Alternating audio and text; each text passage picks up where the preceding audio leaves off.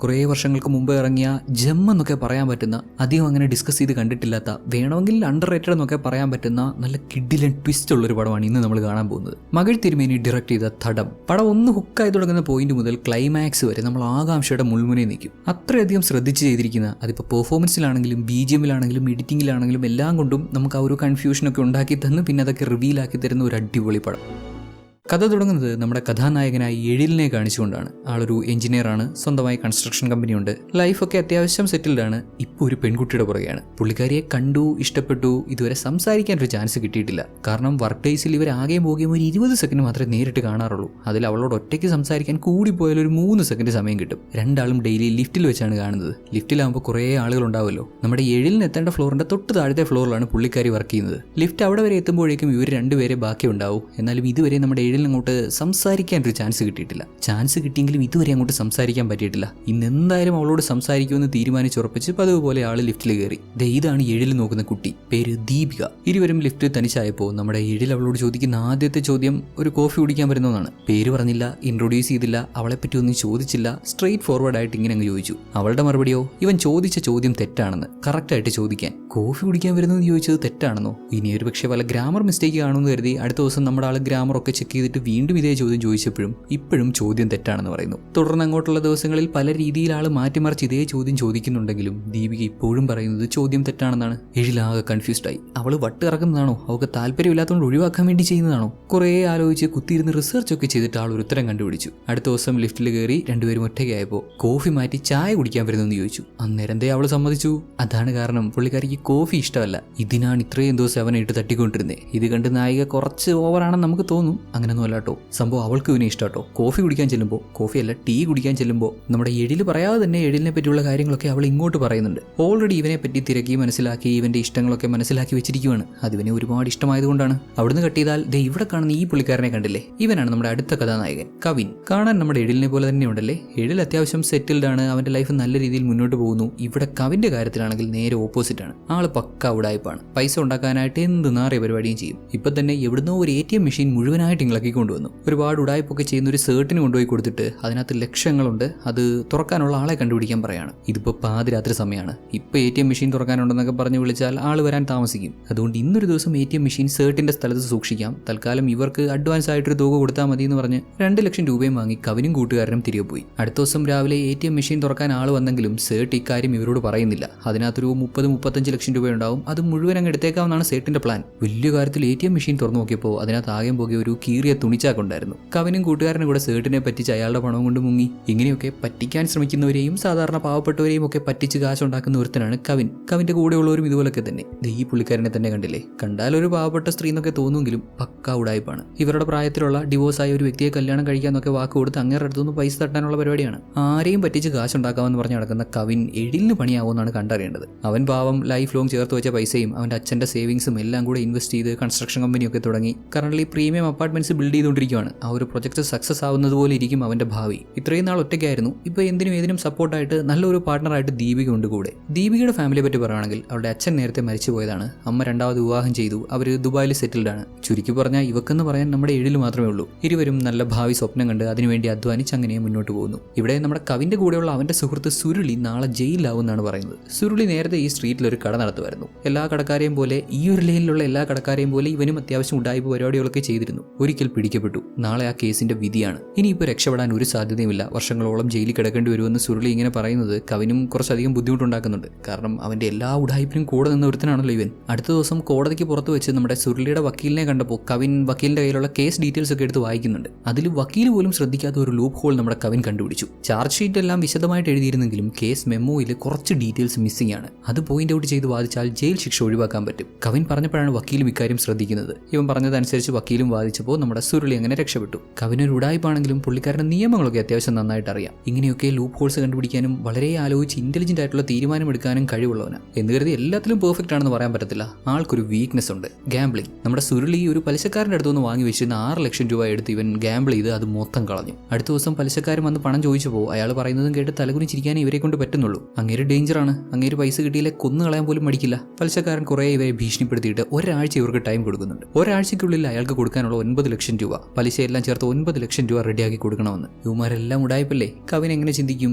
ATM machine മോഷ്ടിച്ചിട്ടാണെങ്കിലും അല്ലെങ്കിൽ മറ്റെന്തെങ്കിലും ഉടായ്പ ചെയ്തിട്ടാണെങ്കിലും അത്രയും പണം ഒരാഴ്ചയ്ക്കുള്ളിൽ ഉണ്ടാക്കണമെന്ന് തീരുമാനിച്ചു. എന്നാൽ പ്രതീക്ഷിച്ച പോലെ കാര്യങ്ങളൊന്നും അങ്ങോട്ട് നടന്നില്ല. പൈസ ഉണ്ടാക്കാൻ പറ്റില്ല എന്നുള്ളൊരു സാഹചര്യത്തിലെത്തി എന്ത് ചെയ്യുമെന്നറിയാതെ പെട്ടു നിൽക്കുന്ന സമയത്താണ് ആനന്ദി എന്നൊരു പെണ്ണ് നമ്മുടെ കവിന്റെ അടുത്ത് വന്ന് വളരെ കാര്യമായിട്ട് സംസാരിക്കുന്നത്. ഇതാരാണെന്നല്ലേ? നേരത്തെ നമ്മളൊരു പുള്ളിക്കാരിയെ കണ്ടായിരുന്നല്ലോ, ഒരു ഉടായ്പ ചേച്ചി. ആ പുള്ളിക്കാരി നമ്മുടെ കവിന് വേണ്ടി കല്യാണം ആലോചിച്ചതാണ് ഈ കുട്ടിയെ. ശരിക്കും പറ്റിക്കുക എന്നുള്ളത് തന്നെയാണ് ഉദ്ദേശം. ഈ കൊച്ചും ഇവരുടെ വീട്ടുകാരും ഭാവമായതുകൊണ്ടും വലിയ കാര്യമായിട്ടൊന്നും അന്വേഷിക്കാത്തത് കൊണ്ടും ആ ചേച്ചി പറഞ്ഞ കാര്യങ്ങൾ അതുപോലെ വിശ്വസിച്ച് കവിന്റെ ഫോട്ടോ കണ്ട് അവനെ ഇഷ്ടപ്പെട്ട് കല്യാണം കഴിയാമെന്ന് പറഞ്ഞു. കല്യാണത്തിന് മുമ്പ് കവിനൊക്കെ എന്തോ പൈസയ്ക്ക് ആവശ്യമുണ്ട്, 1.5 ലക്ഷം രൂപയുടെ ആവശ്യമുണ്ട്. ആ ചേച്ചിക്ക് പ്രധാനപ്പെട്ട ഒരു ട്രീറ്റ്മെന്റ് ചെയ്യാനാണെന്നൊക്കെ കള്ളത്തരം പറഞ്ഞ് ഒരുപാട് നാളായിട്ട് ആനന്ദി കൂട്ടിവെച്ച പൈസ തട്ടിയെടുക്കുക എന്നുള്ളതാണ് ഉദ്ദേശം. ഏതാണ്ട് 1 ലക്ഷം രൂപയോളം അവൾക്ക് സേവിങ്സ് ഉണ്ടായിരുന്നു. ഈ പണം മുഴുവൻ തട്ടിയെടുക്കാനായിരുന്നു ചേച്ചിയുടെ ഉദ്ദേശമെങ്കിലും കവിനിടയ്ക്ക് കയറിയത് തടഞ്ഞു. ഇവൻ ഉടായ്പ പരിപാടിയൊക്കെ ചെയ്യാറുണ്ട്, മോഷ്ടിക്കാറുണ്ട്, അതൊക്കെ ശരിയാണ്. എന്നാലും ഇത്ര കണ്ണിച്ചോരിയില്ലാതെ പാവങ്ങളുടെ പൈസ തട്ടിപ്പറിക്കാറില്ല. ട്രീറ്റ്മെന്റിന് ആവശ്യം വരുന്ന സമയത്ത് ചോദിച്ചോളാം, ആവശ്യം വരുവാണെങ്കിൽ ചോദിച്ചോളാം എന്ന് പറഞ്ഞ് ആനന്ദിയെ തിരിച്ചയച്ചു. ഇവിടെ നമ്മുടെ ദീപികയ്ക്ക് അവളുടെ കോളേജ് റീയൂണിയൻ പിന്നെ മറ്റു ചില്ലറ പരിപാടിയൊക്കെ ആയിട്ട് ഒരു 20 ദിവസം നോർത്ത് ഇന്ത്യൻ ട്രിപ്പുണ്ട്.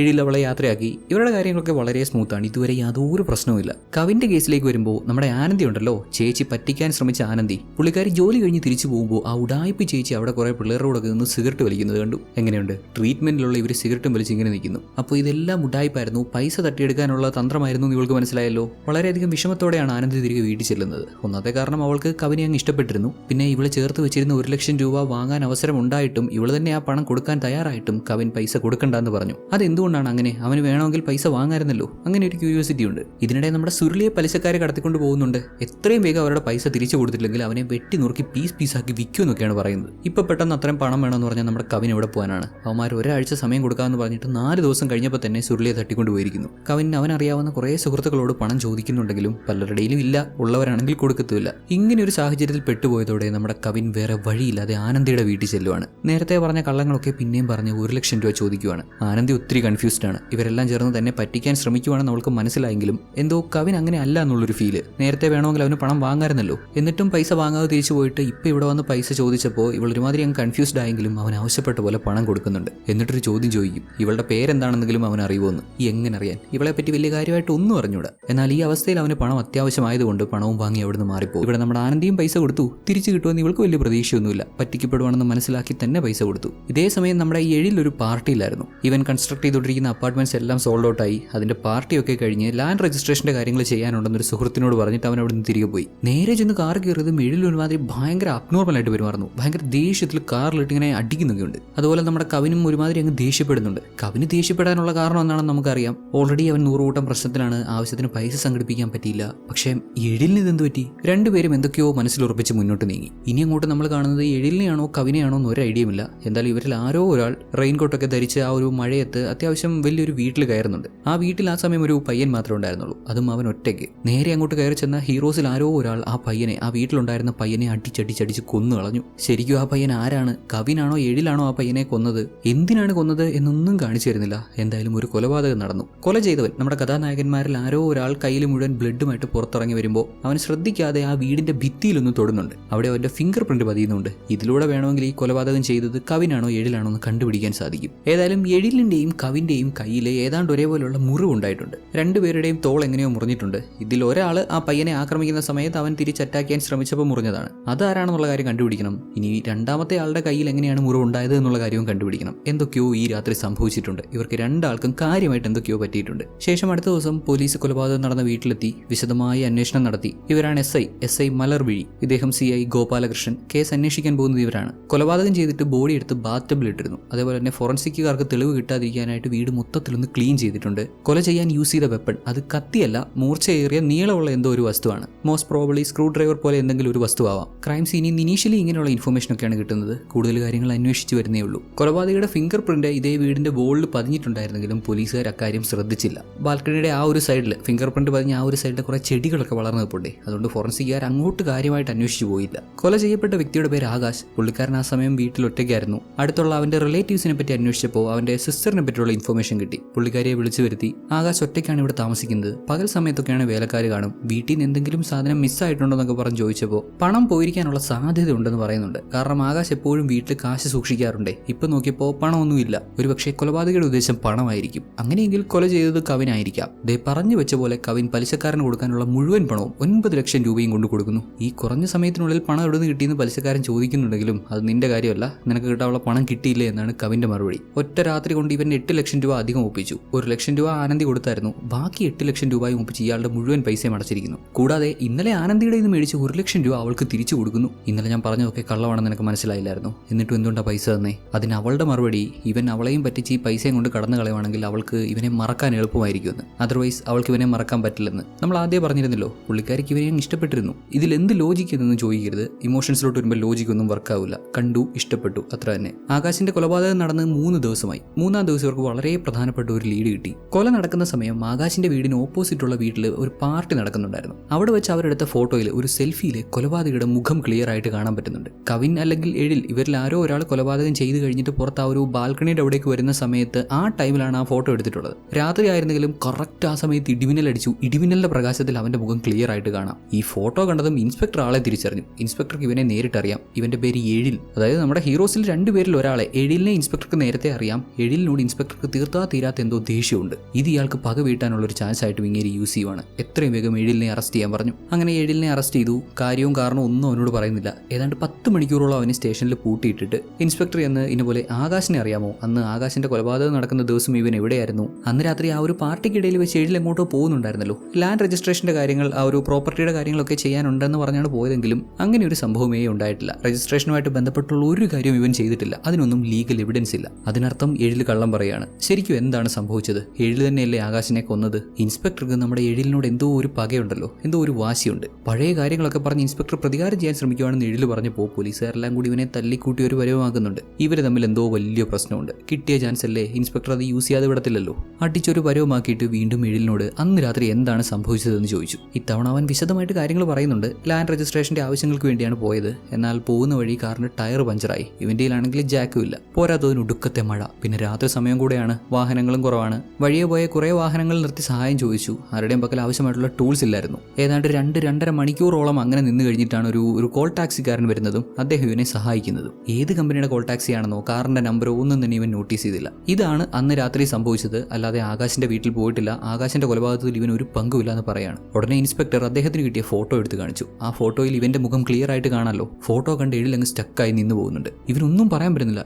ഇത് സംഭവിക്കുന്നേ? കാണാൻ എക്സാക്ട്ലി ഇവന്റെ കൂട്ട് തന്നെയുണ്ട്, ബട്ട് ഇവൻ അന്ന് അവിടെ പോയിട്ടില്ലെന്ന് ഇവന് ബോധമുണ്ട്. എഴിൽ നീ രക്ഷപ്പെടാൻ പറ്റില്ല. അവനല്ല കൊലപാതകം ചെയ്തതെന്നുണ്ടെങ്കിലും ഇൻസ്പെക്ടർ അവനെ തന്നെ ഈ കേസിൽ പ്രതിയാക്കും എന്നൊരു സാഹചര്യം വന്നപ്പോഴാണ് ഒരു കള്ളുകൂടിയനെ ഇതേ സ്റ്റേഷനിലേക്ക് പിടിച്ചുകൊണ്ട് വരുന്നത്. മറ്റാരുമല്ല, നമ്മുടെ കവിൻ. ഇവനെ കണ്ടതും സ്റ്റേഷനിലുള്ള പോലീസുകാരെല്ലാം സ്റ്റക്കായി പോയി. ഇതേ അകത്ത് പിടിച്ചിട്ടിരിക്കുന്ന അവനെ പോലെ തന്നെ ഇരിക്കുന്ന ഒരുത്തൻ. ഒറ്റ നോട്ടത്തിൽ ഇരട്ടകളാണെന്നേ പറയത്തുള്ളൂ. അത്രയും മാച്ചമുണ്ട്. രണ്ടുപേരും എക്സാക്ട്ലി ഒരേപോലെ തന്നെ. ഇതിപ്പോ ആകാശിന്റെ ആ ഒരു കേസ് സോൾവ് ആയി എന്ന് വിചാരിച്ചു വന്നപ്പോഴേക്കും പിന്നെയും ഇത് കൺഫ്യൂസ് ആവുകയാണല്ലോ. എഴിലാണോ അതോ ഈ കവിനാണോ കൊലപാതകം ചെയ്തതെന്ന് അറിയാതായി. കവിൻ ഇപ്പൊ സ്റ്റേഷനിലാണ് ഇരിക്കുന്നത് എന്നുള്ള ബോധം പോലും അവനില്ല. നമ്മുടെ മലർവഴിയെ കണ്ടതും അവളെ ട്യൂൺ ചെയ്യാനൊക്കെ ശ്രമിക്കുന്നുണ്ട്. യൂണിഫോമിൽ നിൽക്കുന്ന ഇൻസ്പെക്ടറോട് ഇങ്ങനെയൊക്കെ. ഒട്ടും ബോധമില്ലാത്ത അവസ്ഥയിലാണെന്ന് ഇവൻ. എഴിലിനോട് ചോദിച്ച അതേ ചോദ്യങ്ങൾ കവിനോട് ചോദിച്ചപ്പോൾ അന്ന് രാത്രി കൊലപാതകം നടന്ന ദിവസം രാത്രി കവിന്റെ സുഹൃത്ത് സുരുളിക്ക് ഒട്ടും വയ്യായിരുന്നു. വയ്യാത്ത അവസ്ഥയിലായി അവന് മരുന്നൊക്കെ മേടിച്ചു കൊടുത്ത് അവൻ്റെ കൂടെ ഇരിക്കുമായിരുന്നു എന്ന്. പറയുന്നത് കള്ളമാണെന്ന് നമുക്ക് മനസ്സിലാവുന്നുണ്ട്. എന്നാലും ഈ കേസ് അന്വേഷിക്കുന്ന ഇൻസ്പെക്ടർക്ക് ഈ കേസിൽ എങ്ങനെയെങ്കിലും എഴിലിനെ അകത്താക്കണമെന്നാണല്ലോ ഉദ്ദേശം. മിക്കവാറും പുള്ളിക്കാരൻ ഈ കേസ് അങ്ങേർ ഇഷ്ടത്തിന് വളച്ചൊടിക്കാനായിരിക്കും ശ്രമിക്കുക. ഇതിനിടെ നമ്മുടെ SI മലറിന്റെ ടവല് പുള്ളിക്കാരെ അറിയാതെ കവിൻ അടിച്ചു മാറ്റുന്നുണ്ടായിരുന്നു. നോക്കിക്കോണേ സോക്കേട്, ജസ്റ്റ് സ്റ്റേഷനിലേക്ക് വന്ന് കയറിയതേ ഉള്ളൂ. അപ്പൊ തന്നെ അവളെ ട്യൂൺ ചെയ്യാൻ ശ്രമിക്കുന്നു. അവൾ അറിയാതെ അവളുടെ ടവൽ അടിച്ചു മാറ്റുന്നു. നേരത്തെ ആനന്ദിക്ക് 1 ലക്ഷം രൂപ തിരിച്ചു കൊണ്ടു കൊടുത്തപ്പോൾ ഒരുപക്ഷെ അവളോട് എന്തെങ്കിലും ഒരു ഇഷ്ടം തോന്നിയിട്ടുണ്ടാവുമെന്ന് കരുതി. എവിടെ കിട്ടണത് വെച്ച് അങ്ങനെ പോകാമെന്നുള്ള മൂഡിലാണ് ഇവൻ. ഇങ്ങനെയൊക്കെ ആയതോടെ നമ്മുടെ ഇൻസ്പെക്ടർക്ക് എഴിലിനെ പ്രതിയാക്കണമെന്നാണ് ഉദ്ദേശമെന്നുണ്ടെങ്കിലും SI മലറിന് കവിനായിരിക്കാം ക്രൈം ചെയ്തത് എന്നാണ് തോന്നുന്നത്. എഴിലിനെ കണ്ടിട്ടൊരു പാവത്തെ പോലെയുണ്ട്. പുള്ളി അത്യാവശ്യം സെറ്റിൽഡ് ആണ്, ബിസിനസ്സൊക്കെ ആയിട്ട് നല്ല രീതിയിൽ മുന്നോട്ട് പോകുന്ന ഒരു മനുഷ്യനാണല്ലോ. ഇവനോ പക്ക ഉടായ്പ്. വന്ന് കയറിയപ്പോൾ മുതൽ വെറുപ്പിക്കുവാണ്. ഒരു ക്രിമിനൽ. പ്രോബബ്ലി ഇവൻ തന്നെയായിരിക്കും കൊലപാതകം ചെയ്തത് എന്ന് കരുതുകയാണ് നമ്മുടെ മലർ. അവിടുന്ന് കട്ടിയാൽ 8 മാസങ്ങൾക്ക് ശേഷം ആകാശ് കേസിനെ പറ്റി ഒരു ഡോക്യുമെന്ററി ചെയ്യാൻ വരുന്ന ഒരു മീഡിയ ടീമിനെയാണ് നമുക്ക് കാണിച്ചു തരുന്നത്. മീഡിയ ടീം അന്ന് കേസ് അന്വേഷിച്ച പോലീസ് ടീമിലുള്ള ആളുകളെയൊക്കെ മീറ്റ് ചെയ്ത്, ഓഫീസേഴ്സിനെ മീറ്റ് ചെയ്ത് അവർ പറയുന്ന കഥകളിലൂടെയാണ് ഇനി കഥ മുന്നോട്ട് പോകുന്നത്. ഒരേപോലെ ഇരിക്കുന്ന 2 പേര് വന്നതോടെ ഇവരിൽ ആരാണ് കൊലപാതകം ചെയ്തത് എന്ന കാര്യത്തിൽ സംശയമായല്ലോ. ഒരു കാര്യം തീർച്ചയാണ്, ഇവർ 2 പേരിൽ ആരോ ഒരാളാണ് കൊലപാതകം ചെയ്തത്. ഇവർ 2 ആളും അല്ലാതെ മൂന്നാമതൊരാൾ കൊലപാതകം ചെയ്യാനുള്ള സാധ്യതയില്ല. ഫോട്ടോയിലുള്ള വ്യക്തി തന്നെയാണ് കൊലപാതകം ചെയ്തിട്ടുള്ളത്. അത് എഴിലാണോ കവിനാണോ എന്നുള്ളതാണ് കണ്ടുപിടിക്കേണ്ടത്. ഒരു ഫ്രൈഡേ ആണ് നമ്മുടെ എഴിലിനെയും കവിനെയും അറസ്റ്റ് ചെയ്യുന്നത്. സാറ്റർഡേ സൺഡേ 2 ദിവസം പോലീസുകാർക്ക് അവരെ കസ്റ്റഡിയിൽ വെക്കാൻ പറ്റും. മൺഡേ കോർട്ടിൽ ഹാജരാക്കുന്നതിന് മുമ്പ് 2 ദിവസം പോലീസുകാർ അവർക്ക് ഫുഡ് പോലും കൊടുക്കാതെ 2 പേരെയും തല്ലി ചതയ്ക്കുന്നുണ്ട്. കാണാൻ എക്സാക്ട്ലി തന്നെ പോലെ തന്നെ ഇരിക്കുന്ന കവിൻ എന്നൊരു വ്യക്തിയും പോലീസുകാരുടെ കസ്റ്റഡിയിലുണ്ടെന്ന് നമ്മുടെ എഴിലിനോ, എഴിൽ പോലീസുകാരുടെ കസ്റ്റഡിയിലുണ്ടെന്ന് നമ്മുടെ കവിനോ അറിയില്ല. പോലീസ് ഇരുവരെയും ഒരുപാട് ഉപദ്രവിച്ചിട്ടും രണ്ടുപേരും പറഞ്ഞ കഥ തന്നെ പിന്നെയും പറഞ്ഞുകൊണ്ടിരുന്നു. ഇങ്ങനെ ആയതോടെ ഇവർ ആകാശിനെ പറ്റി അന്വേഷിക്കാൻ തുടങ്ങി. ആകാശിന്റെ പാസ്റ്റ് ഒക്കെ വിശദമായി അന്വേഷിച്ചു. ആകാശ് ഒരു കൈൻഡ് ഓഫ് ഇൻട്രോവേർട്ട് ആണെന്ന് പറയാം. കൂടുതൽ കമ്പ്യൂട്ടേഴ്സ്, മ്യൂസിക് അതിലൊക്കെയാണ് അവന്റെ താല്പര്യം. ഗേൾ ഫ്രണ്ട്സ് ഒന്നുമില്ല. കോളേജ് ടൈമിൽ ഏതോ ഒരു കുട്ടിയെ ഇഷ്ടമായിരുന്നു. അവളോട് ചെന്ന് പറഞ്ഞു, അത് വർക്കൗട്ട് ആയില്ല. അതിന് മുമ്പോ ശേഷമോ വേറെ ഗേൾസ് ഒന്നും അങ്ങനെ അവന്റെ ലൈഫിൽ ഉണ്ടായിട്ടില്ലെന്നാണ് അവനെ പരിചയമുള്ളവർ പറയുന്നത്. ആകാശ് കൊല്ലപ്പെട്ട രാത്രി എന്താണ് സംഭവിച്ചതെന്ന് എഴിലും കവിനും പറയുന്നുണ്ടല്ലോ. അവർ പറയുന്ന കഥകളൊക്കെ സത്യമാണോ എന്നറിയാൻ ഇവർ ചെക്ക് ചെയ്യുന്നുണ്ട്. കവിൻ പറഞ്ഞ കാര്യങ്ങൾ സത്യമാണത്രേ. കവിന്റെ സുഹൃത്തിന് ഒട്ടും വയ്യായിരുന്നു, സുരുളിക്ക് ഒട്ടും വയ്യായിരുന്നു, മരുന്നൊക്കെ മേടിച്ചെന്ന് ഇവന്റെ കൂടി ഇരിക്കുമായിരുന്നു എന്നാണ് സുരുളി പറയുന്നത്. ഇതെങ്ങനെ ശരിയാവും? അന്ന് രാത്രി നമ്മുടെ സുരുളിയെ പലിശക്കാരൻ പിടിച്ചു വെച്ചേക്കുമല്ലായിരുന്നു. ഇവിടെ സുരുളിയും കള്ളം പറയുന്നുണ്ട്. എന്തുകൊണ്ടാണ് സുരുളി കള്ളം പറയുന്നേ? എല്ലാം കൂടെ കണക്ട് ചെയ്ത് ആലോചിക്കുമ്പോൾ കൊല ചെയ്തത് കവിൻ തന്നെയാണെന്ന് തോന്നുന്നു. ഈ കള്ളത്തരങ്ങളെല്ലാം പോലീസുകാരോട് പറഞ്ഞു കൊടുത്തിട്ട് കവിന്റെ സുഹൃത്ത് സുരുളി അന്ന് തന്നെ നാട് വിട്ടു പോകുന്നുണ്ട്. ഇതിനിടെ ഇൻസ്പെക്ടർക്ക് എന്താണ് എഴിലിനോട് ഇത്ര വാശി എന്നുള്ള കാര്യം നമ്മുടെ SI ഒരു കോൺസ്റ്റബിളിനോട് തിരക്കുന്നുണ്ട്. കാരണം കുറച്ച് വർഷങ്ങൾക്ക് മുമ്പ് നടന്നൊരു സംഭവമാണ്. ഇൻസ്പെക്ടറുടെ മകള് കോളേജിൽ പഠിക്കുന്ന സമയം വേറെ ജാതിയിലുള്ളൊരു പയ്യനുമായിട്ട്, മതത്തിലല്ല വേറെ ജാതിയിലുള്ളൊരു പയ്യനുമായിട്ട് അഫെയർ ഉണ്ടായിരുന്നു. ജാതിഭ്രാന്തനായ ഇൻസ്പെക്ടർ ഗോപാലകൃഷ്ണൻ അത് എതിർത്തപ്പോൾ അതേ കോളേജിൽ പഠിക്കുന്ന നമ്മുടെ എഴിൽ അവരുടെ വിവാഹം നടത്താൻ അവനെ കൊണ്ട് പറ്റുന്ന സഹായങ്ങളെല്ലാം ചെയ്തു കൊടുത്തു. ഇതാണ് ഇൻസ്പെക്ടർക്ക് എഴിലിനോട് ദേഷ്യം വരാൻ കാരണം, അവനോടുള്ള വാശിക്ക് കാരണം. അയാളുടെ മകള് വേറൊരു ജാതിയിലുള്ള പയ്യനെ വിവാഹം കഴിച്ചത് ഇന്നും അയാൾക്ക് പൊറുക്കാൻ പറ്റിയിട്ടില്ല. അതെന്തോ വലിയ നാണക്കേടാണെന്ന് വിചാരിച്ച് ഇപ്പോഴും അതിന്റെ വാശിയും കൊണ്ട് ഇങ്ങനെ നടക്കുകയാണ്. ഇതിനിടെയാണ് ഫോറൻസിക്കിൽ വർക്ക് ചെയ്യുന്ന ഭാഗ്യ എന്നൊരു പുള്ളിക്കാരൻ നമ്മുടെ മലറിനെ വിളിക്കുന്നത്.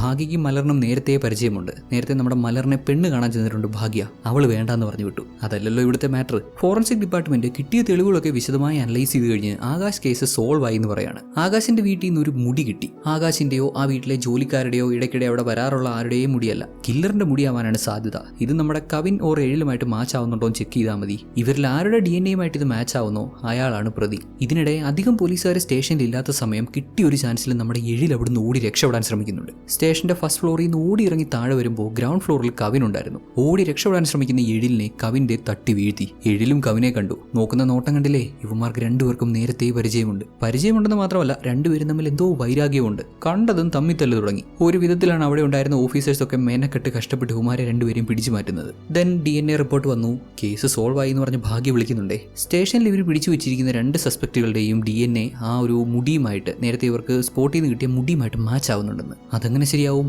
ഒരു മുടിക്ക് 2 അവകാശികളോ? അതെന്താ അങ്ങനെയെന്ന് ചോദിച്ചാൽ ഇവര് ഐഡന്റിക്കൽ ട്വിൻസ് ആണ്. അതായത് നമ്മുടെ കവിനും എഴിലും രണ്ടുപേരും ട്വിൻസ് ആണ്, ബ്രദേഴ്സ് ആണ്, ഒരു എഗ്ഗിൽ നിന്നുണ്ടായി വന്നവരാണ്. അതുകൊണ്ട് ഇവരുടെ DNA സിമിലർ ആയിരിക്കും. ഇതിപ്പോ പിന്നെയും കേസ് കുഴഞ്ഞു മറിയുവാണല്ലോ. ഫസ്റ്റ് ആ ഒരു ഫോട്ടോ കിട്ടി. അത് കിട്ടിയപ്പോൾ തന്നെ കേസ് സോൾവ് ആയി എന്ന് ഇൻസ്പെക്ടറൊക്കെ വിചാരിച്ചെങ്കിലും ദേ അവന്റെ ട്വിൻ വന്നു. പിന്നെ ഹെയർ കിട്ടി. അത് വെച്ച് DNA ടെസ്റ്റ് നടത്തിയപ്പോൾ ഇവന്മാർ ഐഡന്റിക്കൽ ട്വിൻസ് ആണെന്ന്. ഇത്രയൊക്കെ തെളിവ് കിട്ടിയിട്ടും സോൾവ് ചെയ്യാൻ പറ്റാത്തൊരു കേസായിപ്പോയല്ലോ ഇത്. ഇനിയിപ്പോൾ ഇത് എങ്ങനെ സോൾവ് ചെയ്യും? അന്നേരമാണ് ഭാഗ്യ ക്രൈം സ്പോട്ടിൽ നിന്ന് ക്രിമിനലിന്റെ ഫിംഗർ പ്രിന്റ് വല്ലതും കിട്ടുമെന്ന് ചോദിക്കുന്നത്. ഫിംഗർ പ്രിന്റ് കിട്ടുവാണെങ്കിൽ കേസ് തെളിയിക്കാൻ പറ്റും. ഐഡന്റിക്കൽ ട്വിൻസ് ആണെങ്കിലും അവരുടെ ഫിംഗർ പ്രിന്റ് ഒരിക്കലും സെയിം ആയിരിക്കത്തില്ല. ആദ്യമേ തന്നെ ഫോറൻസിക് ആകാശിന്റെ വീട്ടിൽ പോയി വിശദമായി പരിശോധിച്ചിരുന്നെങ്കിലും അവിടുന്ന് ഫിംഗർ പ്രിന്റ്സ് ഒന്നും കണ്ടുപിടിക്കാൻ സാധിച്ചിരുന്നില്ല. ഒന്നുകൂടെ പരിശോധിച്ച് നോക്ക്. ബൈ എനി ചാൻസ് കൊല ചെയ്തവന്റെ ഫിംഗർ പ്രിന്റ് അവിടുന്ന് കിട്ടിയാൽ കേസ് സോൾവ് ആയി എന്ന് പറയാണ്. അതേ തുടർന്ന് വീണ്ടും ആകാശിന്റെ വീട്ടിൽ പോയി കാര്യമായി തിരയുന്നുണ്ട്. അവിടെ കൊലപാതകയുടെ ഫിംഗർ പ്രിന്റ് ഒക്കെ ഉണ്ടായിരുന്നല്ലോ. ഫസ്റ്റ് ടൈം തിരഞ്ഞപ്പോൾ പോലീസുകാരോ ഫോറൻസിക്കാരോ ഇത് ശ്രദ്ധിച്ചില്ല.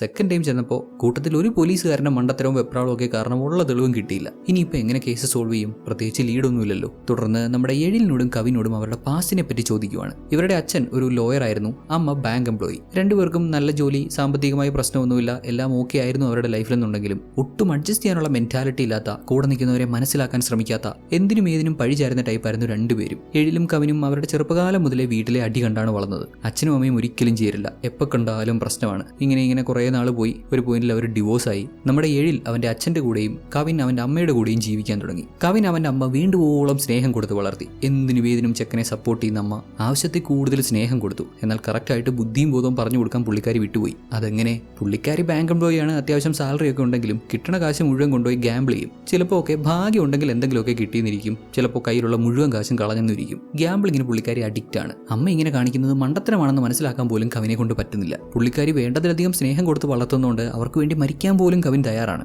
എന്നാൽ അമ്മ ചെയ്യുന്നതിലെ തെറ്റും ശരിയും മനസ്സിലാക്കാനോ ഗാംബ്ലിംഗ് ഒരു അഡിക്ഷനാണ്, കാശ് നഷ്ടപ്പെടുത്തിക്കൊണ്ടിരിക്കുകയാണെന്ന് തിരിച്ചറിയാനോ ഉള്ള പ്രായവും പക്വതയും ഒന്നും അവനില്ലായിരുന്നു. കവിന്റെ അമ്മ ഫിനാൻഷ്യലി ഒട്ടും ഇന്റലിജന്റ് അല്ല. പുള്ളിക്കാരിയോട് ഒരാളൊരു സഹായം ചോദിച്ചു കഴിഞ്ഞാൽ അവരെ കൊണ്ട് പറ്റുന്ന പോലെ അതങ്ങ് സഹായിക്കും. എന്തിന്? ആരെങ്കിലും വിഷമം എന്ന് പറഞ്ഞാൽ സ്വന്തം മാല പോലും ഊരി കൊടുക്കും. അങ്ങനെ ലൈറ്റ് ഹാർട്ടഡ് ആയിട്ടൊരു പേഴ്സൺ. ഇങ്ങനെ ഒരു ലൈറ്റ് ഹാർട്ടഡ് പേഴ്സണെ കൊണ്ട് ഒരു ഫാമിലി പ്രോപ്പറായിട്ട് റൺ ചെയ്യാൻ പറ്റുമോ? പറ്റില്ല. അവർ പലയിടത്തും വീക്കായി വീണു പോകും. അതുതന്നെയാണ് നമ്മുടെ കവിന്റെ കാര്യത്തിലും സംഭവിച്ചത്. അവന്റെ അമ്മയ്ക്ക് അവനെ പ്രോപ്പറായിട്ട് വളർത്താൻ പറ്റിയില്ല. ഇതൊക്കെ കാരണം കവിൻ ഒരുപാട് മെന്റൽ ഇഷ്യൂസ് ഫേസ് ചെയ്തിരുന്നു. സേലത്തുള്ള ഒരു മെന്റൽ ഹോസ്പിറ്റലിൽ അവന് കുറച്ചുനാൾ കിടക്കേണ്ടി വന്നിരുന്നു എന്നൊക്കെ നമ്മുടെ എഴിൽ പറയുന്നുണ്ട്. കവിന്റെ അടുത്ത് ചോദിച്ചപ്പോൾ താനല്ല എഴിലാണ് എഴിലാണ് മെന്റൽ ഹോസ്പിറ്റലിൽ കിടന്നത്, സംശയം ഉണ്ടെങ്കിൽ സേലത്തുള്ള ആ ഹോസ്പിറ്റലിൽ വിളിച്ച് ചോദിക്കാൻ പറഞ്ഞു. അങ്ങനെ ഇവർ ഹോസ്പിറ്റലിൽ വിളിച്ച് തിരക്കിയപ്പോൾ അവിടെ ഇങ്ങനൊരു പേഷ്യന്റ് കിടന്നിട്ടുണ്ട്, അത് ശരിയാണ്. എന്നാൽ അത് കവിനാണോ എഴിലാണോ എന്ന് അവർക്ക് പറയാൻ പറ്റുന്നില്ല. ആരായാലും അത്രയും ചെറിയ പ്രായത്തിൽ, ഏതാണ്ട് 16-17 വയസ്സുള്ള ആ ഒരു പ്രായത്തിൽ തന്നെ അവൻ അവിടുത്തെ ഡോക്ടറെ ആക്രമിച്ചിട്ടുണ്ട്. ട്രീറ്റ്മെന്റിലിരിക്കവേ ഫോർക്ക് എടുത്ത് അദ്ദേഹത്തിന്റെ കഴുത്തിൽ കുത്തി അദ്ദേഹം 1 മാസം ഹോസ്പിറ്റലിലൊക്കെ കിടക്കേണ്ടി വന്നിട്ടുണ്ട്. ഇതൊക്കെ ചെയ്തത് കവിനാണോ എഴിലാണോ എന്നുള്ള ഡോക്യുമെന്റ്സ് അവർക്ക് അവൈലബിൾ അല്ല. ഇടയ്ക്കുണ്ടായ ഒരു പ്രളയത്തിൽ വെള്ളം കയറി പഴയ ഡോക്യുമെന്റ്സ് എല്ലാം നശിച്ചു പോയെന്ന്. ഇതിപ്പോ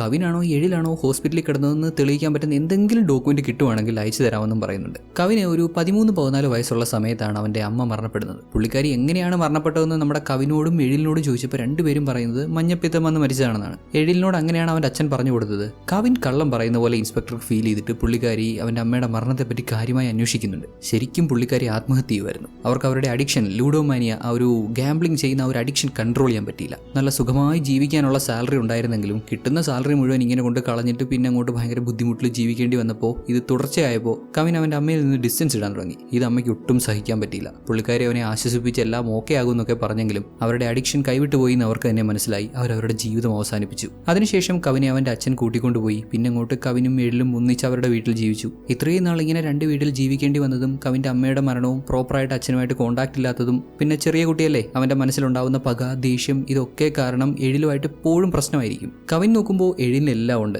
അവന്റെ അച്ഛൻ അവന് വേണ്ട കാര്യങ്ങളൊക്കെ ചെയ്തു കൊടുക്കുന്നുണ്ട്. അച്ഛനുമായിട്ട് ആ ഒരു നല്ല ബോണ്ട് ഉണ്ടേ. കവിൻ അച്ഛനുമായിട്ട് അത്ര ക്ലോസ് അല്ലല്ലോ. എഴിലിനാണെങ്കിൽ ആവശ്യമുള്ളതെല്ലാം കിട്ടുന്നുണ്ടെന്നുള്ളൊരു ഫീല്. ഇതൊന്നും തനിക്കില്ല എന്നുള്ള തോന്നൽ, ആ വീട്ടിലല്ല താൻ ജീവിക്കേണ്ടത് എന്നുള്ള തോന്നൽ. ഇടയ്ക്കിടെ പലപ്പോഴും വീട് വിട്ടു പോകാറുണ്ട്. അവന്റെ അമ്മയ്ക്കുണ്ടായിരുന്നതിന്റെ കൂട്ട് കവിനും അഡിക്ഷൻസ് തുടങ്ങി. പലയിടത്തും പോയിരുന്ന് കാശ് വെച്ച് ഗാംബിൾ ചെയ്യും. ഇതൊക്കെ ഇവരുടെ അച്ഛൻ കൺട്രോൾ ചെയ്ത് നിർത്താൻ ശ്രമിച്ചതൊക്കെ വീണ്ടും വീണ്ടും കൂടുതൽ പ്രശ്നങ്ങളിലേക്കാണ് കൊണ്ടെത്തിക്കുന്നത്. കവിന് ഭയങ്കര വാശിയായി. തനിക്ക് കിട്ടുന്നതൊക്കെ എഴിലിന് കിട്ടുന്നുണ്ടല്ലോ, അത് അങ്ങനെ അങ്ങ് വിട്ടാൽ പറ്റത്തില്ല. എങ്ങനെയും എഴിലിനേക്കാളും ബെറ്റർ ആവണമെന്ന് തീരുമാനിച്ചു. ഇവരുടെ അച്ഛൻ എഴിലിനെ ആദ്യം ലോ പഠിപ്പിക്കാനാണ് തീരുമാനിച്ചത്. എന്നാൽ കവിൻ എഴിലിനേക്കാളും ബെറ്റർ ആവണമെന്നുള്ള വാശി കാരണം അവൻ സ്വന്തമായിട്ട് ലോ പഠിച്ചു. 1 വർഷം എന്തോ കോളേജിൽ പോയുള്ളൂ. പിന്നെ അങ്ങോട്ട് പോകാതെ തന്നെ നിയമങ്ങളെല്ലാം കുത്തിയിരുന്ന് പഠിച്ചു. എഴിലിന് 3 ലാംഗ്വേജ് നന്നായിട്ട് അറിയാം. കവിൻ ആ ഒരു വാശി വെച്ചിട്ട് എഴിലിനേക്കാളും ബെറ്റർ ആണെന്ന് കാണിക്കാൻ വേണ്ടി 6 ലാംഗ്വേജ് കുത്തിയിരുന്ന് പഠിച്ചു. എല്ലാ തരത്തിലും എഴിലിനോട് അങ്ങ് ഒബ്സസ്ഡ് ആയി എപ്പോഴും അവനേക്കാളും ബെറ്റർ ആയിരിക്കണം എന്നുള്ള ചിന്ത കാരണം അങ്ങനെയും മുന്നോട്ട് പോയി. നമ്മുടെ എഴിൽ എഞ്ചിനീയറിംഗ് ഫൈനൽ ഇയർ പഠിക്കുന്ന സമയത്താണ് ഇവരുടെ അച്ഛൻ മരിക്കുന്നത്. അതിനുശേഷം പിന്നെ അങ്ങോട്ട് ഇവർ രണ്ടാളും തമ്മിൽ വലിയ കോൺടാക്ട് ഒന്നുമില്ല. ഇടയ്ക്കൊക്കെ കവിൻ വീട്ടിൽ വരും. പലപ്പോഴും എഴിലില്ലാത്ത സമയത്തായിരിക്കും വരിക. ചിലപ്പോൾ ഒക്കെ പൈസ എടുത്തുകൊണ്ട് പോകും. അവന് പൈസയ്ക്ക് ആവശ്യം വരുമ്പോൾ വീട്ടിൽ വന്ന് എടുത്തുകൊണ്ട് പോകും. അങ്ങനെ മോഷണശീലമൊക്കെ ഉണ്ട്. എന്തൊക്കെ ചെയ്ത് എഴിലിനേക്കാളും ബെറ്റർ ആവാൻ കവിൻ ശ്രമിച്ചിട്ടും അവനെ കൊണ്ട് പറ്റിയില്ല. എഴിലിന് നല്ല ജോലി, ഗേൾ ഫ്രണ്ട്, നല്ല ഒരു ലൈഫ് അവനെ കാത്തിരിക്കുന്നു. കവിനോ ഇതുവരെയും എവിടെയും ഒന്ന് പച്ച പിടിച്ച് കയറാതെ പല ഉടായ്പ പരിപാടികളും ചെയ്ത് ഇപ്പോഴും എങ്ങനെങ്കിലും എഴിലിനേക്കാളും ബെറ്റർ ആവണം, എഴിലിനോടുള്ള ആ ഒരു ഒബ്സഷന്റെ പുറത്ത് അങ്ങനെയും നടക്കുകയാണ്. കവിന് കുറേ ഗേൾ ഫ്രണ്ട്സ് ഒക്കെ ഉണ്ടായിട്ടുണ്ട്. എന്നാലും ഒരാൾ പോലും അവനോട് സ്ട്രോങ് ആയിട്ട് നിൽക്കുമെന്ന് അവൻ ഉറപ്പിച്ച് പറയാൻ പറ്റത്തില്ല. എല്ലാം ഒരുമാതിരി ഒന്ന് പിണങ്ങിയാൽ ഇട്ടിട്ട് പോകാൻ നിൽക്കുന്ന ടൈപ്പുകൾ. അങ്ങനെ ഇരിക്കെ ഒരിക്കൽ എഴിൽ തിരികെ വീട്ടിലേക്ക് വരുമ്പോൾ കവിൻ അവിടെ നിന്ന് ഇറങ്ങിപ്പോകുന്നു. വല്ലപ്പോഴും ഒക്കെ ഇങ്ങനെ വീട്ടിൽ വരാറുണ്ടേ, പൈസയൊക്കെ എടുക്കാൻ വേണ്ടി വരുന്നതാണ്. ഇന്നും അങ്ങനെ പണം വല്ലതും എടുക്കാൻ വേണ്ടി വന്നതാണെന്ന് കരുതിയെങ്കിലും അവൻ മോഷ്ടിച്ചുകൊണ്ട് പോയത് ഒരു റിംഗ് ആയിരുന്നു. എഴിൽ ദീപികയ്ക്ക് കൊടുക്കാൻ വേണ്ടി വെച്ചിരുന്ന ഒത്തിരി വിലയുള്ള ഒരു റിംഗ്. എഴിൽ ഉടനെ തന്നെ ഇക്കാര്യം അവന്റെ ഒരു സുഹൃത്തിനെ വിളിച്ച് പറഞ്ഞ് അൺഒഫീഷ്യലായിട്ട് നമ്മുടെ കവിനെ പോലീസ് കസ്റ്റഡിയിൽ എടുക്കുന്നുണ്ട്. എങ്ങനെങ്കിലും അവനെ തല്ലിപ്പിഴിഞ്ഞ് സത്യം പുറത്തു കൊണ്ടുവരണം. അവനാണോ റിംഗ് എടുത്തതെന്ന് അറിയണം. 2 ദിവസം ഇവർക്ക് പരിചയമുള്ള പോലീസുകാരൻ നമ്മുടെ കവിനെ തല്ലി ചതച്ചെങ്കിലും അവനല്ല റിംഗ് എടുത്തത്. 2 ദിവസം കഴിഞ്ഞ് കവിൻ തന്നെ എഴിലിനെ കോൺടാക്ട് ചെയ്ത് റിംഗ് വീട്ടിൽ വേറൊരു ഡ്രോയറിലുണ്ടെന്ന് പറഞ്ഞു കൊടുത്തു. നോക്കിയപ്പോൾ സംഭവം ശരിയാണ്. റിംഗ് ഇവൻ വെച്ചിരുന്നത് ഈ ഡ്രോയറിലാണ്. ഇത് എഴിൽ വിട്ടുപോയി. എഴിലിക്കാരി ഓർത്തില്ല, അവിടെ ചെക്ക് ചെയ്തേയില്ലായിരുന്നു. ഇങ്ങനെ ആയതോടെ കവിൻ ഒരു ഭീഷണി മുഴുകി. ഇപ്പൊ എഴില് കാരണം കവിൻ ഇങ്ങനെ ഫേസ് ചെയ്യേണ്ടി വന്നല്ലോ, ഇതുപോലെ ഒരു ദിവസം എഴിലിനും ഫേസ് ചെയ്യേണ്ടി വരും. അതിന് കാരണമായിട്ട് കവിൻ ഉണ്ടാവുമെന്ന്. ഈ സംഭവങ്ങൾക്കൊക്കെ ശേഷം പിന്നീട് ഇവർ രണ്ടാളും നേരിട്ട് കാണുന്നത് ഇവിടെ സ്റ്റേഷനിൽ വെച്ചാണ്. അതായത് പറഞ്ഞു വരുമ്പോൾ നമ്മുടെ കവിൻ എഴിലിനെ ട്രാപ്പിലാക്കിയതാണോ? ഇതെല്ലാം കൂട്ടി വായിക്കുമ്പോൾ അങ്ങനെയാണ് തോന്നുന്നത്. ഇത് കവിൻ കൊടുത്ത നല്ല ഇട്ടിന്റെ പണിയായിട്ട് തോന്നുന്നു. ഇതൊക്കെ ശരി. എന്നാൽ ആ കൊല നടന്ന രാത്രി നമ്മുടെ എഴില് എന്തോ രജിസ്ട്രേഷന്റെ ആവശ്യത്തിന് വേണ്ടി പുറത്തു പോയെന്നാണല്ലോ പറഞ്ഞത്. അന്ന് അവന് പോകാൻ പറ്റിയില്ലെങ്കിലും പിറ്റേ ദിവസവും അവൻ അങ്ങനെ ഒരു രജിസ്ട്രേഷന്റെ കാര്യമൊന്നും ചെയ്തിട്ടില്ല. അതിനർത്ഥം അവൻ അവന്റെ ഫ്രണ്ടിനോട് പറഞ്ഞ രജിസ്ട്രേഷന്റെ കാര്യങ്ങൾക്ക് പോവാണെന്ന് പറഞ്ഞ കാര്യം കള്ളമാണെന്നല്ലേ? എവിടെയാണ് ഇവൻ ശരിക്കും പോയത് എന്ന് നമ്മുടെ SI ചോദിച്ചപ്പോൾ ഇവൻ പറഞ്ഞത് പച്ചക്കള്ളമാണ്. ഇവൻ അന്ന് പോയത് ഗോപാലകൃഷ്ണന്റെ മകളെ കാണാൻ വേണ്ടിയാണ്. അവരാകെ ബുദ്ധിമുട്ടിലാണ്. അവർക്ക് കുറച്ച് പൈസ കൊടുത്ത് സഹായിക്കാമെന്ന് ഇവൻ സമ്മതിച്ചിരുന്നു. അവളെ കാണാൻ വേണ്ടി പോയതാണ്. ഇക്കാര്യം വേറെ ആരും അറിയാൻ പാടില്ല. ഇൻസ്പെക്ടറുടെ മകളെ കാണാൻ പോവാണ്. അവർ ഒളിച്ചോടി പോയി കല്യാണം കഴിച്ചതല്ലേ? അവരിവിടെ തിരിച്ചെത്തിയിട്ടുണ്ടെന്ന് തന്നെ അറിഞ്ഞു കഴിഞ്ഞാൽ ഇൻസ്പെക്ടർക്ക് കാര്യം ഇളകും. അതുകൊണ്ടാണ് വേറെ ആരോടും പറയാതെ പോയതെന്ന് എഴില് പറഞ്ഞു. ഇത് കേട്ടപ്പോൾ നമ്മുടെ SI മലറിന് ഇവനോട് ഒരിത്തിരി മതിപ്പാവുന്നുണ്ട്. അന്ന് കോളേജിൽ പഠിക്കുന്ന സമയത്ത് അവരെ ഒന്നിക്കാൻ ഹെൽപ്പ് ചെയ്തത് കൂടാതെ ഇപ്പോഴും അവർക്ക് എന്തെങ്കിലും ആവശ്യം വന്നാൽ ഇവൻ അവരെ സഹായിക്കുന്നുണ്ട്. അത് നല്ലൊരു ക്വാളിറ്റി ആണല്ലോ. എഴില് പറയുന്നതൊക്കെ ഓക്കെ. പക്ഷെ ഇവൻ പറയുന്ന പോലെ അന്ന് രാത്രി ഇവന്റെ കാർ ടയർ പഞ്ചറായെന്നുള്ളതിന് വേറെ സാക്ഷികളൊന്നും ഇവർക്ക് കിട്ടിയിട്ടില്ല. എഴിലിനെ അന്ന് സഹായിച്ചു എന്ന് പറയുന്ന കോൾ ടാക്സി ഡ്രൈവറെ ട്രാക്ക് ചെയ്യാനും ശ്രമിച്ചിരുന്നു. ആ റൂട്ടിലോടുന്ന കോൾ ടാക്സി ഡ്രൈവേഴ്സ് ആരും തന്നെ ഇങ്ങനെയൊരു സംഭവത്തെ പറ്റി പറയുന്നില്ല. ഒരുപാട് അന്വേഷിച്ചിട്ടും ആളെ കിട്ടുന്നില്ല. തുടർന്ന് എഴിലിന്റെ വീട്ടിൽ ചെന്ന് അന്വേഷിച്ചു. കാറിന്റെ ഡിക്കി തുറന്ന് നോക്കിയപ്പോൾ അതിനകത്ത് പഞ്ചറായ ഒരു ടയർ കിടപ്പുണ്ട്. സോ അവൻ പറയുന്നത് സത്യം സത്യമാവാനാണ് ചാൻസ്. അങ്ങനെയെങ്കിൽ എല്ലാം കൂട്ടി ആലോചിക്കുമ്പോൾ കവിൻ തന്നെയാണ് കുറ്റം ചെയ്തിട്ടുള്ളത്. കവിന്റെ ഫ്രണ്ട് നാട്ടിൽ നിന്ന് മുങ്ങി നിറഞ്ഞപ്പോൾ കവിൻ തന്നെയാണ് കുറ്റം ചെയ്തതെന്ന് മലർ ഉറപ്പിച്ചു. ഇവർക്ക് ഉറപ്പാണെന്ന് പറഞ്ഞിട്ട് കാര്യമില്ല, തെളിവ് വേണമല്ലോ. എഴിലിനെ എങ്ങനെ രക്ഷപ്പെടുത്താമെന്നായി പുള്ളിക്കാരുടെ അടുത്ത ചിന്ത. ഒരൊറ്റ ആളെ കൂടെ കണ്ടുപിടിച്ചാൽ മതി. എഴിലിനെ സഹായിച്ച കോൾ ടാക്സി ഡ്രൈവർ, അദ്ദേഹത്തെ കണ്ടുപിടിക്കാൻ സാധിച്ചാൽ എഴിൽ പറയുന്നതൊക്കെ സത്യമാണെന്ന് കോടതിയിൽ തെളിയിക്കാൻ പറ്റും. കവിനായിരിക്കാം കുറ്റം ചെയ്തത്, അത് തെളിയിക്കാനുള്ള തെളിവുകളും ഇതുവരെ കിട്ടിയിട്ടില്ല. എന്തായാലും നിരപരാധിയായ എഴിൽ ശിക്ഷിക്കപ്പെടരുത്, അവനെ രക്ഷപ്പെടുത്തണം. അന്വേഷണം കൂടുതൽ ഊർജിതമാക്കി എത്രയും വേഗം കോൾ ടാക്സി ഡ്രൈവറെ കണ്ടുപിടിക്കാൻ പറയുകയാണ് മലർ. ഇവളിവിടെ എങ്ങനെയെങ്കിലും എഴിലിനെ രക്ഷപ്പെടുത്താൻ ശ്രമിക്കുമ്പോൾ എഴിലിനെ തന്നെ കേസിൽ പ്രതിയാക്കാൻ ശ്രമിക്കുവാണ് CI. അടുത്തിടെ ഒരു ജ്വല്ലറി മോഷണം നടന്നിരുന്നു. ആ കുറ്റം കവിന്റെ തലയിലാക്കി കവിനെ ആ കേസിൽ പ്രതിയാക്കിയിട്ട് എഴിലിനെ ഈ കൊലപാതക കുറ്റത്തിൽ പ്രതിയാക്കാൻ ശ്രമിച്ചു. ഇതിനിടെ കൊല്ലപ്പെട്ട ആകാശിന്റെ ബാങ്ക് സ്റ്റേറ്റ്മെന്റ്സ് ഒക്കെ ഇവർ ചെക്ക് ചെയ്തിരുന്നേ. അതിൽ അവൻ ഏതാണ്ട് ഒരു 12 ലക്ഷം രൂപ എടുത്തതായിട്ട് വിഡ്രോ ചെയ്തതായിട്ട് കാണാൻ പറ്റുന്നുണ്ട്. അത്രയും പണം ആകാശിന്റെ വീട്ടിൽ നിന്ന് പോലീസുകാർക്ക് കണ്ടെത്താൻ സാധിച്ചില്ല. വിച്ച് മീൻസ് കൊലപാതകി പണം എടുത്തിട്ടുണ്ട്. കവിൻ 9 ലക്ഷം രൂപ പലിശക്കാരനും 1 ലക്ഷം രൂപ ആനന്ദിക്കും കൊണ്ട് കൊടുക്കുന്നത് നമ്മൾ കണ്ടിരുന്നല്ലോ. അങ്ങനെയൊക്കെ അവന് ചെയ്യാൻ പറ്റിയത് ആകാശിന്റെ വീട്ടിൽ നിന്ന് മോഷ്ടിച്ച പണം കൊണ്ടാണെന്ന് ഏതാണ്ട് വ്യക്തമാണ്. എന്നിട്ടും CI കവിനെ ഒരു ചെറിയ കേസിൽ, കമ്പാരിറ്റീവ്ലി ചെറിയ കേസിൽ കുറ്റക്കാരനാക്കിയിട്ട് എഴിലിന്റെ തലയിൽ കൊലപാതക കുറ്റം കെട്ടിവെക്കാൻ ശ്രമിച്ചു. എന്നാൽ താൻ അന്ന് പലിശക്കാരന് കൊടുത്ത പണം താൻ ഗാംബിൾ ചെയ്ത് ജയിച്ചതാണെന്ന് പറയുകയാണ് നമ്മുടെ കവിൻ. അന്ന് രാത്രി ആനന്ദിയുടെ കയ്യിൽ നിന്ന് വാങ്ങിയ 1 ലക്ഷം രൂപയും കൊണ്ട് കവിൻ ഗാംബിൾ ചെയ്യാനാണ് പോയത്. അങ്ങനെ അവൻ 10 ലക്ഷം രൂപ ജയിച്ചു. 9 ലക്ഷം രൂപ പലിശക്കാരനും 1 ലക്ഷം രൂപ ആനന്ദിയുടെ നിന്ന് വാങ്ങിയ 1 ലക്ഷം രൂപ അവൾക്കും തിരികെ കൊടുത്തു. പോലീസ് ഇതുമായി ബന്ധപ്പെട്ട് അന്വേഷിച്ചപ്പോൾ കവിൻ പറയുന്നത് സത്യമാണ്, അന്ന് അങ്ങനെ ഗാംബ്ലിംഗ് നടന്നിട്ടുണ്ട്, ഇവന് പൈസ കിട്ടിയിട്ടുണ്ട്. ഇതിരുമാതിരി പിന്നെയും കുഴഞ്ഞു മറിയുവാണല്ലോ. അവനുമല്ല കുറ്റക്കാരൻ, ഇവനുമല്ല കുറ്റക്കാരൻ, പിന്നെ ആരുടെ ആകാശിനെ കൊന്നത്?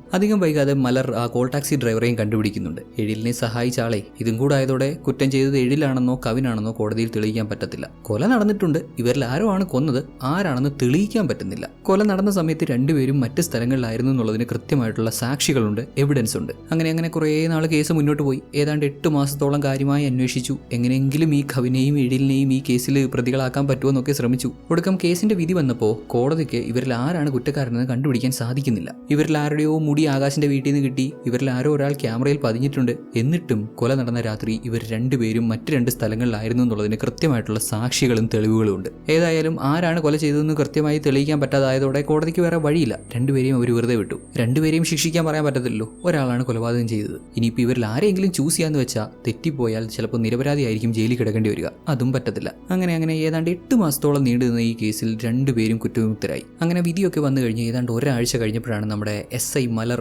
എഴിലിന്റെ വീട്ടിൽ നിന്ന് ഇവർ എടുത്തുകൊണ്ട് വന്ന നമ്മുടെ ദീപികയുടെ ഫോട്ടോ കാണുന്നത്. കഴിഞ്ഞ 8 മാസമായിട്ട് കേസ് നടക്കുന്നു. ഒരു തവണ പോലും ദീപിക എഴിലിനെ കാണാൻ വന്നിട്ടില്ല. അവളെപ്പറ്റി എഴിലിനോട് അന്ന് ചോദിച്ചപ്പോൾ അവൻ പറഞ്ഞത് ഇവൻ ഇങ്ങനെ ഒരു കേസിൽ പ്രതിയായതുകൊണ്ട് ദീപിക ഇവനെ ഇട്ടിട്ട് പോയി, ബ്രേക്കപ്പ് ആയി എന്നൊക്കെയാണ്. അത് അത്രയ്ക്ക് അങ്ങോട്ട് വിശ്വസിക്കാൻ പറ്റത്തില്ലല്ലോ. എഴിൽ അവിടെ കള്ളത്തരവല്ലേ പറയുന്നത്. അന്ന് എഴിലിനെ സ്റ്റേഷനിൽ കൊണ്ടുവന്ന ദിവസം ഇവന്റെ ഫോട്ടോ പതിഞ്ഞ ആ ഒരു സെൽഫി അവനെ കാണിച്ച സമയത്ത് അത് കണ്ട് എഴിൽ അങ്ങ് സ്റ്റക്കായി നിന്ന് പോവാണ് ചെയ്തത്. ആ ഫോട്ടോയിലുള്ളത് താനല്ലാന്ന് അവൻ പറഞ്ഞില്ല. എഴിലിന് വ്യക്തമായി അറിയാലോ അവനൊരു ഐഡന്റിക്കൽ ട്വിൻ ഉണ്ട്, കവിനുണ്ട് എന്നുള്ള കാര്യമൊക്കെ. എന്നിട്ടും എഴിൽ എന്തുകൊണ്ട് അന്നേരം ഒന്നും പറയാതെ ആ ഫോട്ടോയിൽ തന്നെ നോക്കി അങ്ങനെ നിന്നു. സംശയം തോന്നിയ SI മലർ ആകാശിന്റെ സുഹൃത്തിനെ വിളിച്ച്, സ്കൂൾ ടൈമിൽ ആകാശിനൊരു പെണ്ണുമായിട്ട് അഫെയർ ഉണ്ടായിരുന്നു, അല്ലെങ്കിൽ അവൻ അവളെ ഇഷ്ടമായിരുന്നു എന്ന് പറഞ്ഞിരുന്നല്ലോ, ആ പെണ്ണിന്റെ പേര് ചോദിച്ചു. Guess who? അത് നമ്മുടെ ദീപികയാണ്. ആകാശിന് ദീപികയെ ഇഷ്ടമായിരുന്നു. ആകാശ് അത് അവളോട് തുറന്നു പറഞ്ഞു. അവളുടെ സൈഡിൽ നിന്ന് അത്ര നല്ല റെസ്പോൺസ് അല്ല അന്നുണ്ടായത്. ശരിക്കും എന്താണ് സംഭവിച്ചതെന്ന് അറിയണമെങ്കിൽ കുറച്ച് നാൾ പുറകോട്ട് പോകണം. നമ്മുടെ ദീപിക അവൾക്കൊരു നോർത്ത് ഇന്ത്യൻ ട്രിപ്പ് ഉണ്ട്, കോളേജ് റീയൂണിയൻ ഉണ്ട് എന്നൊക്കെ പറഞ്ഞൊരു യാത്ര പോകുന്നുണ്ടായിരുന്നല്ലോ. അതിനുശേഷം എഴിലിന് ദീപികയെ കോൺടാക്ട് ചെയ്യാൻ സാധിച്ചിട്ടില്ല. അവൾക്ക് എന്ത് പറ്റിയെന്ന് അന്വേഷിച്ച് അങ്ങനെ ചെന്നപ്പോൾ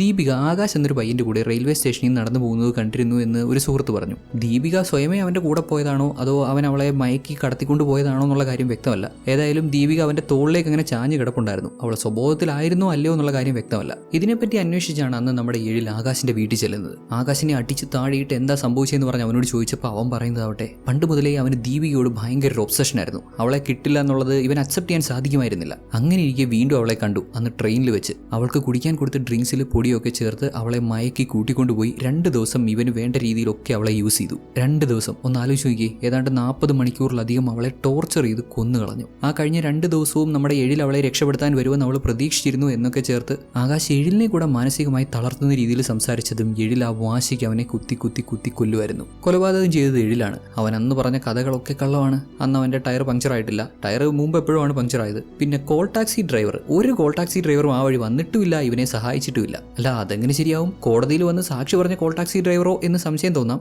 ശരിക്കും കോടതിയിൽ വന്ന് സാക്ഷി പറഞ്ഞ ആളെ നമ്മുടെ SI മലർ ഏർപ്പാടാക്കിയതാണ്. ഗോപാലകൃഷ്ണൻ എഴിലിന്റെ തലയിൽ കുറ്റം കെട്ടിവെക്കാൻ പോകുന്നു തോന്നിയപ്പോൾ എഴിലിനെ രക്ഷപ്പെടുത്തണം, അവനല്ല കുറ്റം ചെയ്തതെന്ന് ഇവൾക്ക് തോന്നിയതുകൊണ്ട് ഇവളായിട്ട് ഏർപ്പാടാക്കിയ സാക്ഷിയാണത്. പിന്നെ സേലത്തെ മെന്റൽ ഹോസ്പിറ്റലിൽ നിന്ന് ഇവർക്ക് കുറച്ച് ഡോക്യുമെന്റ്സ് കിട്ടുന്നുണ്ട്. ഹോസ്പിറ്റൽ റെക്കോർഡ്സ് പ്രകാരം എഴിലും കവിനും രണ്ടുപേരും ഹോസ്പിറ്റലിൽ അഡ്മിറ്റഡ് ആയിരുന്നു. പറയുന്നു. രണ്ടുപേർക്കും കുറച്ച് വട്ടൊക്കെ ഉണ്ടെന്നേ. ഇവരിൽ ആരാണ് ഡോക്ടറെ കുത്തിയത് എന്നുള്ള കാര്യം ഇതുവരെയും വ്യക്തമല്ല. ഇവന്മാർ രണ്ടുപേരും പറഞ്ഞ കഥകളിലെ പോലെ രണ്ടുപേർക്കും അങ്ങോട്ടും ഇങ്ങോട്ടും ഇഷ്ടമല്ല, ഒരുപാട് ഈഗോ ഇഷ്യൂസ് ഒക്കെ ഉണ്ട്. എന്നാൽ ഇവരിൽ ആർക്കെങ്കിലും ഒരു പ്രശ്നം വന്നാൽ രണ്ടാമത്തെ ആൾ ഒരിക്കലും ചതിക്കാൻ നോക്കൂല, കൂടെ നിൽക്കുമെന്ന്. അതായത് നമ്മുടെ എഴിൽ ഇങ്ങനെ ഒരു കൊലക്കുറ്റത്തിൽ അറസ്റ്റിലായി എന്ന് അറിഞ്ഞിട്ട് അവനെ രക്ഷപ്പെടുത്താൻ വേണ്ടി വന്നതാണ് കവിൻ. അന്ന് മനഃപൂർവ്വം വെള്ളമടിച്ച് പോലീസ് വാഹനത്തിലേക്ക് ഇടിച്ചു കയറി ഈ സ്റ്റേഷനിൽ അവനെ കൊണ്ടുവരാൻ വേണ്ടി അങ്ങനെ ഒരു ഡ്രാമ ക്രിയേറ്റ് ചെയ്തതാണ്. കവിൻ സ്റ്റേഷനിൽ എത്തിയപ്പോൾ മുതലേ നമ്മുടെ SI മലറിനെ നോട്ടമിടുന്നുണ്ടായിരുന്നല്ലോ. മാക്സിമം വെറുപ്പിക്കുന്നുണ്ടായിരുന്നു. അവളുടെ ടവലൊക്കെ അടിച്ചു മാറ്റുന്നുണ്ടായിരുന്നു. കാരണം മലർ സത്യസന്ധയായ ഒരു പോലീസുകാരിയാണ്. അവള് കേസ് അന്വേഷിച്ചാൽ പ്രശ്നമാകുമെന്ന് മനസ്സിലാക്കിയ കവിൻ മലറിന്റെ ശ്രദ്ധ കവിനിലേക്ക് മാറ്റാൻ വേണ്ടി, എഴിലിനെ മലർ ശ്രദ്ധിക്കാതിരിക്കാൻ വേണ്ടി,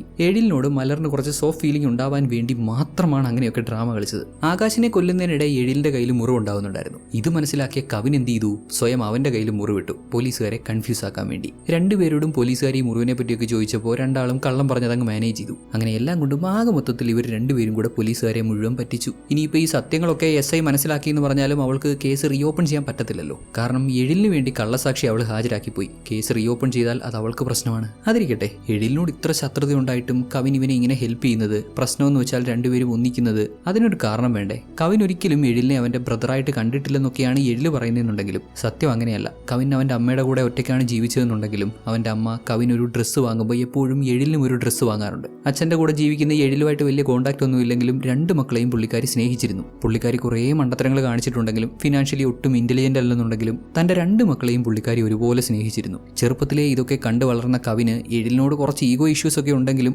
ഒരിക്കലും അവനൊരു പ്രശ്നത്തിൽ വീണു പോകരുതെന്ന് ആഗ്രഹിച്ചിട്ടില്ല. തന്റെ മക്കൾ രണ്ടുപേരും നന്നായിരിക്കണമെന്ന് ഇവരുടെ അമ്മ ആഗ്രഹിച്ചു. അതുതന്നെയാണ് ഇപ്പോൾ കവിനും ആഗ്രഹിക്കുന്നത്. പിന്നെ നമ്മുടെ കവിൻ സെറ്റിൽഡ് ആവാൻ തീരുമാനിച്ചു.